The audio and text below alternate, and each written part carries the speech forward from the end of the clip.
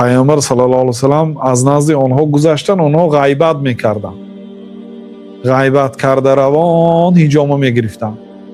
بعد گفتن که روزه هر دو شکست گفتن، چون حضرت عایشه رضی الله عنها میگن که غیبت روزه رو میشکند. میگن برادرای احتیاط شوید، زنها برادرای سیر غیبت احتیاط شوید، غیبت روزه رو میشکند. میگن حضرت عایشه مادر مومنین ها، جمهور علما نه نمیشکند، میگن شکننده های روزه رو نمیداره. لیکن پیامبر صلی الله علیه و سلم هم گفتن به همین معنا کدام آدمی که از سخن دروغ، از غیبت، از همین حقارت، دشنام، اذیت مردم خودداری نکند، الله تعالی از گرسنگی و تشنگی او بی حاجت است. یعنی نامی روزش روزه ننامیدن، گفتن که گرسنگی تشنگی است.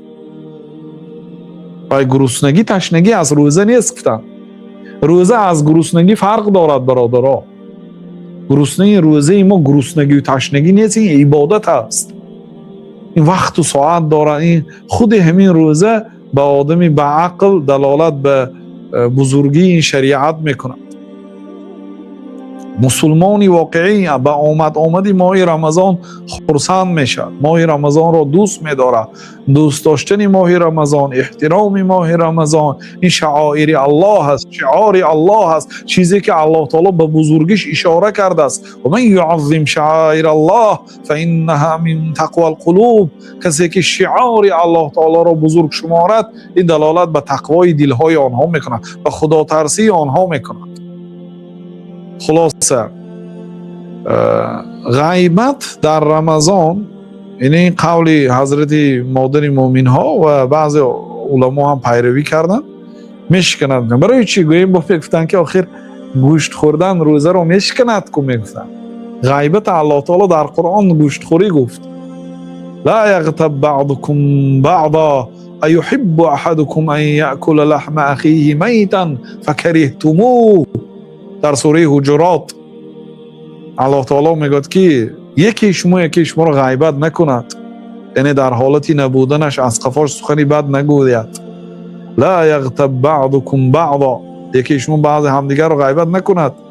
ایحب احدکم ان یأکل لحم اخیه میتا، آیا یکی شما دوست می‌دارد که گوشت برادرش را در حالت مردگیش خورد؟ یعنی زنده هم نه آدم مردگی است. همین آدمی که غیبت کرد شما گوشتش خورده ایستاده، گوشت که میخورید روزه میشکند. یعنی الله تعالی در قرآن گوشت خوری گفته از غیبت را. با گوشت آدم، گوشت حیوان هم نه، گوشت آدم حرام است مطلقا. هم حالتی مثلا نعوذ بالله در همه حالت، یعنی گوشت آدم خوردن حرام است در همه حالت. و بعد مردنش باز حرام. خود مرده، یعنی که خود مرده گوسفندی که حلال است حرام است. مثلا گوسفند اگر بسم الله الله اکبر گفته ذبح کرده شود و حلال میشد، مرحمت خورید. لیکن وقتی که خودش میمرد خورده نمیشه و حرام میشه. الله تعالی صراحتا در چند آیات ها المیته گفت، حرمت علیکم المیته، برای شما گوشت خود مرده حرام است. ببینید در این آیت الله تعالی گفت کسی که غیبت میکند برادرش را، این گویا که گوشت برادری مردگی را خوردن است. همین دوست میدارید، فکرهتموه، شما بد دیدید. خب مادامی که معقول است نخورید. یعنی این دو آدم، حجامه کننده و حجامه شونده، غیبت کرد.